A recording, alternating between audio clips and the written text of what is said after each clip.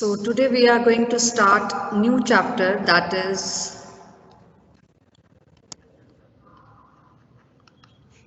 amalgamation of companies.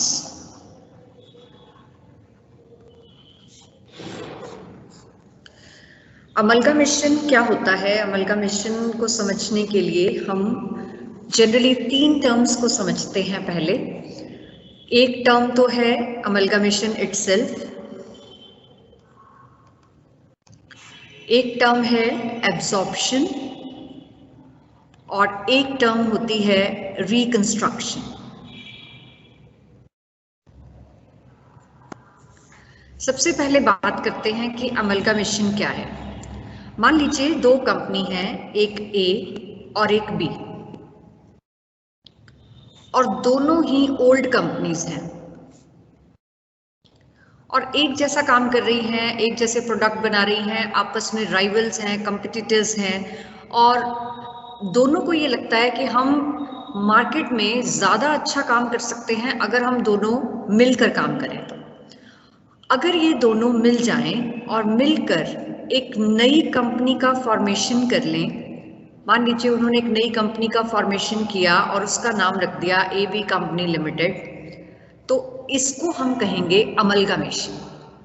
कि 2 company, पुरानी company जो लगभग एक जैसा काम कर रही थी, एक जैसे प्रोडक्ट्स बना रही थी, उन दोनों ने हैंडशेक कर लिए, they joined hands together and they started working together with a new name and incorporated a new company with a new name, then it will be termed as amalgamation.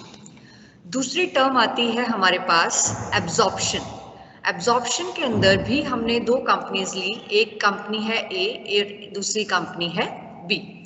इसके अंदर हम ये मान के चलते हैं कि 2 कंपनीज हैं, दोनों ही पुरानी हैं, यहाँ भी ओल्ड कंपनी है, ये भी ओल्ड कंपनी है। ए कंपनी जो है वो बिग कंपनी है और बी कंपनी जो है वो स्मॉल कंपनी है, और ए कंपनी बी कंपनी को टेक ओवर कर लेती है, यानी कि एब्जॉर्ब कर लेती है अपने अंदर। बिग कंपनी स्मॉल कंपनी को ले लेती है, और जब बिग कंपनी स्मॉल कंपनी को टेक ओवर कर लेती है और फिर वो अपने नाम को नहीं बदलती, वो ए कंपनी के नाम से ही काम कर रही है, तो इसका मतलब इसके अंदर किसी भी नई कंपनी का फॉर्मेशन नहीं हो रहा है। एक पुरानी कंपनी दूसरी पुरानी कंपनी को टेक ओवर कर रही है। तो जब ये सिचुएशन होती है तो हम इसको बोलते हैं एब्जॉर्प्शन। थर्ड टर्म जो हम यूज कर रहे हैं वो है रिकंस्ट्रक्शन। रिकंस्ट्रक्शन के 2 पार्ट्स होते हैं, एक होता है एक्सटर्नल रिकंस्ट्रक्शन और दूसरा होता है इंटरनल रिकंस्ट्रक्शन। एक्सटर्नल रिकंस्ट्रक्शन में क्या होता है, इसमें कोई नई कंपनी कोई पुरानी कंपनी को टेक ओवर नहीं करती, बल्कि क्या होता है कि एक ए कंपनी है, मान लीजिए ओल्ड कंपनी, और वही अपने आप को एक नए नाम से मार्केट में ले आती है, ABC कंपनी के नाम से। यानी कि नई कंपनी तो यहाँ बन रही है, लेकिन वो सिर्फ ये दिखाने के लिए कि हम नए रूप में आए हैं, तो अपने आप को बदलाव लाकर नए नाम से पेश करना कि हम कुछ नया करने जा रहे हैं, ताकि लोगों को लगे कि ये वो कंपनी नहीं है जिसकी गुडविल अच्छी नहीं थी, तो उसको हम बोलते हैं एक्सटर्नल रिकंस्ट्रक्शन। इसका एक बहुत अच्छा एग्जाम्पल है, UTI बैंक होता था एक, और UTI बैंक बाद में वही बैंक, वही एम्प्लॉयज, वही बैलेंस शीट, सब कुछ उनका वही था, उन्होंने सिर्फ अपना नाम बदल दिया और वो नए नाम से आ गए, दैट इज एक्सिस बैंक। ये 2007 में हुआ था कि UTI बैंक जो है वो एक्सिस बैंक से आया था। It was a example of external reconstruction, कि इसके अंदर हम एक्सटर्नल रिकंस्ट्रक्शन के अंदर क्या करते हैं कि जो एक कंपनी होती है वो बहुत सारे लॉसेस में जा रही होती है और उसको कोई बहुत सारी फाइनेंशियल डिफिकल्टीज हो रही होती हैं, तो वो कंपनी अपने आप को दोबारा से खड़ा करने के लिए कुछ इस तरह के चेंजेस लाती है अपने अंदर जिससे कि उन मतलब मार्केट में उसकी जो रेपुटेशन है वो एक नए उससे खड़ी हो, तो उसको हम बोलते हैं एक्सटर्नल रिकंस्ट्रक्शन। तो इसके क्या ऑब्जेक्टिव्स हैं, क्यों करते हैं? To write off accumulated losses of the past year and to bring down the value of assets to their real worth. दूसरा, to offer the shareholders the shares which truly represent the real worth of the company, वो shares देना जिससे कि पता लगे कि हमारी company की एक्चुअल वैल्यू क्या है। कंपनी को फ्यूचर लॉसेस से बचाना, फ्रेश कैपिटल को रेज कर पाना। इसका एक और रीजन है, देखिए जब पुरानी कंपनी जो रजिस्टर हुई होती है ना, उनकी जो अथोराइज्ड कैपिटल होती है, अब मान लीजिए बहुत पुरानी कंपनी है, 30 साल पुरानी, उस वक्त इतना पैसा नहीं चाहिए होता था, तो उन्होंने कभी अंदाजा भी नहीं लगाया होगा कि हमें 30 साल बाद हमारी जो कैपिटल है वो करोड़ों में चाहिए होगी। उन्होंने अपनी लैक्स में अथोराइज्ड कैपिटल रजिस्टर करा रखी है। अब अथोराइज्ड कैपिटल से ज्यादा तो आप लाइफ टाइम में इशू ही नहीं कर सकते। अब कंपनी को पैसा और चाहिए, कंपनी कहाँ से पैसा लाएगी? तो उनको पता है कि जब हम नई फॉर्मेशन करेंगे, नया रजिस्ट्रेशन करेंगे, तो हमारी सारी चीजें बदल जाएंगी, हम नए तरीके से अथोराइज्ड कैपिटल भी बना सकते हैं, तो वो नए शेयर्स भी इशू कर पाएंगे। तो फिर उससे क्या होता है, उनके पास जो फंड्स हैं वो ज्यादा रेज हो जाते हैं और वो ज्यादा काम कर सकते हैं। तो ये जो रीजंस हैं, इनको हम क्या बोलते हैं, ये these are the objectives for external reconstruction. और जो फोर्थ इस हमारा पार्ट है, यानी कि रिकंस्ट्रक्शन का दूसरा पार्ट, वो है इंटरनल रिकंस्ट्रक्शन। ये एंटायरली डिफरेंट है इन तीनों से, अमलगामेशन, एब्जॉर्प्शन एंड एक्सटर्नल रिकंस्ट्रक्शन। क्यों? क्योंकि इसके अंदर देखिए दो कंपनीज जो हैं वो डिसॉल्व हो रही हैं। इसके अंदर हम जब अकाउंटिंग ट्रीटमेंट करेंगे तो हमें ए कंपनी को भी बंद करना पड़ेगा और बी कंपनी को भी बंद करना पड़ेगा, और एक नई कंपनी को रेज करना पड़ेगा। इसके अंदर हमें बी कंपनी को डिसॉल्व करना पड़ेगा और बी कंपनी के अकाउंट्स को ए कंपनी में मर्ज करना पड़ेगा। रिकंस्ट्रक्शन में हमने इस ए कंपनी को डिसॉल्व करना है और इस नई कंपनी को रेज करना है। लेकिन इंटरनल रिकंस्ट्रक्शन में क्या है, हमने कुछ नहीं करना। एक कंपनी है, मान लीजिए ABC लिमिटेड, वो सिर्फ और सिर्फ अपनी बैलेंस शीट को रिवाइज करती है और उसमें से फिक्टिशियस एसेट्स उसको बहुत ज़्यादा नज़र आ रही हैं, उनको राइट ऑफ करती है, कैपिटल को रिन्यू करती है, ये छोटे मोटे चेंजेस करके, और उसको जब अपने नए नाम से नहीं, सिर्फ वही पुराना नाम है, मान लीजिए ABC लिमिटेड है तो ABC लिमिटेड है, लेकिन वो साथ में लिख देती है एंड रिवाइज्ड। ये बताएंगे आपको जब इंटरनल रिकंस्ट्रक्शन करेंगे। अभी इन शॉर्ट बता रही हूँ मैं आपको कि इंटरनल रिकंस्ट्रक्शन में कोई पुरानी कंपनी बंद नहीं होती, कोई नई कंपनी फॉर्म नहीं होती, सिर्फ इंटरनल रिकंस्ट्रक्शन में क्या होता है, एक पुरानी कंपनी अपनी बैलेंस शीट में चेंजेस करती है। तो चार चीजें आपने समझी, पहली अमलगमेशन, दूसरी एब्जॉर्प्शन, तीसरी रिकंस्ट्रक्शन, और रिकंस्ट्रक्शन के दो पार्ट किया आपने, एक एक्सटर्नल रिकंस्ट्रक्शन और दूसरा इंटरनल रिकंस्ट्रक्शन। अब इसी चैप्टर को करने के लिए आपको और कौन सी टर्म्स समझनी है जो इंपॉर्टेंट है, वो ये कि एक कंपनी है ओल्ड और एक कंपनी है न्यू। तो हम ओल्ड और न्यू का यूज नहीं करेंगे यहाँ पर, हम ये करेंगे कि जो कंपनी बंद हो रही है, जो कंपनी डिसॉल्व हो रही है, जो अपने आप के अकाउंट्स को अब आगे नहीं चलाएगी, उसको हम बोलेंगे ट्रांसफर, जो अपनी कंपनी को ट्रांसफर कर रही है, ठीक है। और कंपनी जिसके अंदर अमलगमेशन हो रहा है, जो कंपनी नई कंपनी है, जो ओल्ड कंपनी को परचेज कर रही है, उसको हम बोलेंगे ट्रांसफर। कंफ्यूज नहीं होना है, ट्रांसफर, ठीक है। और ट्रांसफरी, ट्रांसफर लेने वाला। तो ये हो गई सेलिंग कंपनी या डिसॉल्विंग कंपनी, और ये हो गई परचेजिंग कंपनी यानी कि ट्रांसफरी कंपनी। तो हम क्या बोलते हैं इसको, ट्रांसफरर, और इसको क्या बोलते हैं, ट्रांसफरी। हम यही दो वर्ड्स यूज करेंगे इसके लिए। इसके बाद जो आपको जानना जरूरी है कि हमने जो अभी पढ़ा कि हम तीन चीजें करते हैं, एक होता है अमलगमेशन, एक होता है एब्जॉर्प्शन, और एक होता है एक्सटर्नल रिकंस्ट्रक्शन। इस चैप्टर में हम इन तीनों की बात करेंगे, इंटरनल की बात ही नहीं करेंगे, उसके लिए अलग से चैप्टर बनाया हुआ है, एक्सटर्नल रिकंस्ट्रक्शन। ये जो तीनों हैं, इनके जब हम अकाउंटिंग ट्रीटमेंट की बात करेंगे, जो अकाउंटिंग स्टैंडर्ड्स हैं, उन्होंने क्या कहा कि इन सबको हमने इकट्ठा करके 2 पार्ट्स में डिवाइड कर दिया, और वो क्या है कि एक हमने बना दिया amalgamation in the nature of merger,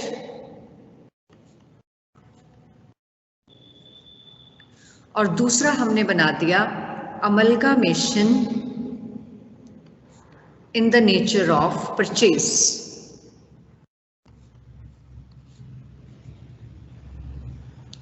कि अमलगामेशन या तो मर्ज होने की नेचर का होगा या परचेज होने की नेचर का होगा। ये क्वेश्चन थियोरेटिकली भी बहुत इंपॉर्टेंट है कि what are the conditions which differentiate that it is the case of amalgamation in the nature of merger और amalgamation in the nature of purchase. Question करने के लिए आपको स्टेटमेंट में कंडीशन देखनी पड़ेगी। जैसे ही कंडीशन आप देखेंगे, आपको कंडीशन देखते ही पता लग जाएगा कि क्वेश्चन मर्जर का है या परचेज का है। तो आज आपको ये 5 कंडीशन समझनी है जो ये बताती हैं कि अमलगामेशन जो है वो नेचर ऑफ मर्जर है या नेचर ऑफ परचेज है। तो हम बात करते हैं कंडीशंस की, amalgamation in the nature of merger.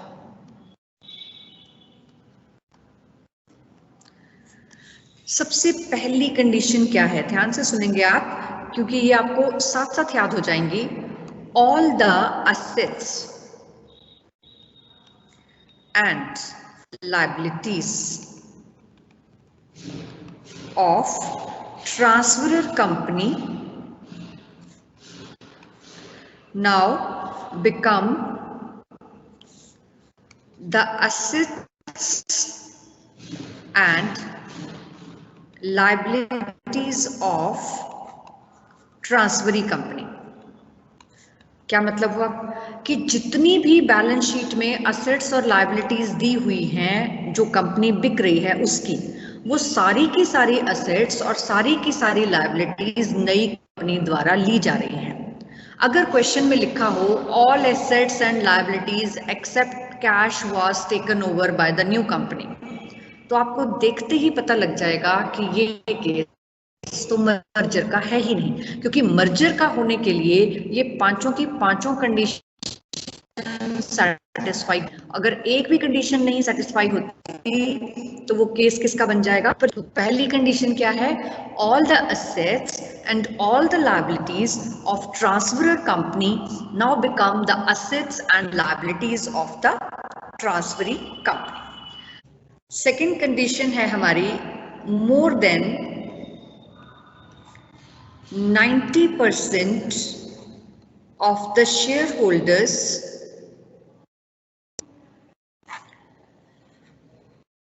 Give their consent to become the shareholder in the new company.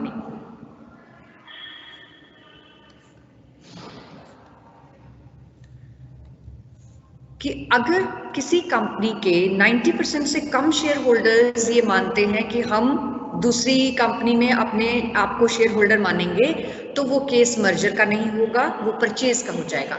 Merger का होने के लिए 90% से ज्यादा शेयर होल्डर्स को अपनी कंसेंट देनी होगी कि हम नई कंपनी में भी शेयर होल्डर रहेंगे। ठीक है। तीसरा पॉइंट क्या है, परचेज कंसिडरेशन। अब ये परचेज कंसिडरेशन क्या चीज है, पहले आपको ये बता देते हैं। जब एक कंपनी दूसरी कंपनी को परचेज करती है तो उसके बदले में वो उसको जो भी पेमेंट करेगी उस पेमेंट को हम बोलते हैं परचेज कंसिडरेशन। और ये जो परचेज कंसिडरेशन है जो हमने पे करनी है, it is purchase consideration is to be paid in the form of shares only, except that fractional part could be paid in cash. Fractional part could be paid in cash. इसका क्या मतलब हुआ कि जितनी भी purchase consideration होगी, मान लीजिए वो ये कहते हैं कि हमने जो बिजनेस खरीदा वो 40 लाख में खरीदा, ठीक है।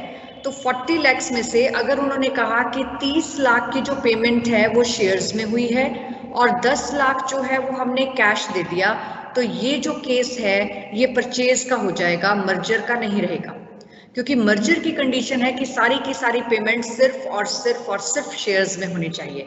लेकिन हम फ्रैक्शनल पार्ट जो है उसको कैश में पे कर सकते हैं। अब फ्रैक्शनल पार्ट कैसे निकलता है, जैसे मान लीजिए उन्होंने कहा कि पुरानी कंपनी में शेयर्स थे 50,000, उनको जिनके पास 3 शेयर थे उनको 2 शेयर मिलेंगे, तो हमने कहा कि 50,000 शेयर टोटल थे, 3 के बदले में 2 शेयर देने। तो 50,000 डिवाइडेड बाय 3 मल्टीप्लाइड बाय जब आप 2 करोगे तो ये कितना आ जाएगा आपके पास, ये आ जाएगा 33,333 इंटू 1/3 आ जाएगा। तो आप 33,333 तो शेयर दे दोगे और 1/3 पार्ट के लिए आप कैश पे कर सकते हो। ये हम क्वेश्चंस में सीखेंगे कैसे निकालते हैं, लेकिन अभी आपको ये समझना जरूरी है कि purchase consideration is to be paid in the form of shares only except the fractional part could be paid in cash. अगर इसके अलावा फ्रैक्शनल पार्ट के अलावा, जैसे मैंने पहला एग्जांपल दिया, हम कुछ कैश पे कर रहे हैं तो वो केस परचेज का हो जाएगा। अगर सारी की सारी पेमेंट शेयर्स में हो रही है तभी वो केस जो है वो मर्जर का होगा। ठीक है, ये तो हुई 3 कंडीशंस। हमने कहा कंडीशंस हैं 5 सॉरी। फोर्थ कंडीशन हमारी क्या है, business is intended to be carried on, कि हमने जो बिजनेस खरीदा है, ए ने बी को खरीदा, ए ने बी को एब्जॉर्ब किया, टेक ओवर किया, तो वो जो उसने बिजनेस खरीदा है वो चलाने के लिए खरीदा है, उसको लेके बंद करके नहीं रखना है, उसको बेचना नहीं है आगे, उसको कैरी ऑन करना है। तो बिजनेस का जो पर्पस है वो क्या होना चाहिए, it is intended to be carry on. 5वीं कंडीशन क्या है, no adjustment is intended to be made to the book value of assets and liabilities of transferor company, जब उनको क्या करेंगे, incorporate, when they are incorporated in the financial statements of transferee company except to ensure uniformity of accounting policies। ये क्या चीज है कि no adjustment is intended to be made in the book value of assets and liabilities of transferor company, यानी कि जो transferor company अपनी assets और लायबिलिटीज को ट्रांसफर कर रही है, पहली कंडीशन क्या थी कि सारी की सारी असेट्स और सारी की सारी लायबिलिटीज जो हैं वो ट्रांसफर हो जाएंगी किसमें, नई कंपनी में, और वो किस वैल्यू पर ट्रांसफर होंगी, वो बुक वैल्यू पर ट्रांसफर होंगी। हमारे पास 2 वैल्यूज होती हैं, एक होती है बुक वैल्यू और एक होती है रिवाइज्ड वैल्यू। अगर रिवाइज्ड वैल्यू होगी तो वो केस किसका हो जाएगा, परचेज का, और बुक वैल्यू पे ट्रांसफर हो रही होंगी सारी की सारी एसेट्स और सारी की सारी लायबिलिटीज, तो वो केस कौन सा होगा, मर्जर का। जो भी एडजस्टमेंट हमने मेक करनी होती है वो एडजस्टमेंट हम जनरल रिजर्व में करते हैं। ये आपको क्वेश्चन में समझ में आएगा कि कैसे हम एडजस्टमेंट जनरल रिजर्व में करते हैं, वो मैं आपको समझाऊंगी। फिलहाल के लिए आपको 5 कंडीशन अच्छे से समझनी है, याद रखनी है। पहली मैं रिपीट कर रही हूँ, all the assets and all the liabilities of transferor company now become the assets and liabilities of transferee company. दूसरा, more than 90% of the shareholders give their consent to become the shareholder in the new company. तीसरा, purchase consideration is to be paid in the form of shares only except that fractional part could be paid in cash. चौथी क्या है, business is intended to be carried on, और पांचवी क्या है, no adjustment is intended to be made in the book value of assets and liabilities of the transfer company. हम सारी की सारी बुक वैल्यू पर लेंगे जो भी फाइनेंशियल स्टेटमेंट्स में हम इनकॉर्पोरेट कर रहे हैं, except to ensure the uniformity of accounts.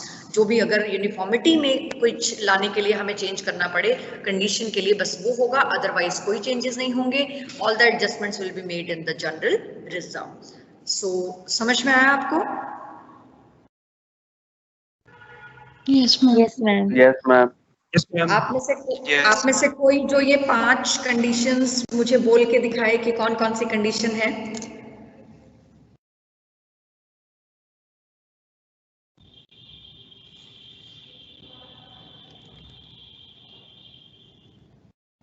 Yes, please, anyone who wants to?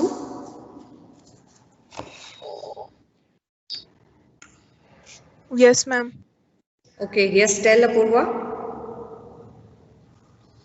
Ma'am first condition ये है ना कि जो भी असेट्स और लाइबिलिटी है ट्रांसफर कंपनी की, अब वो सारी ट्रांसफर हो जाएंगी न्यू कंपनी को।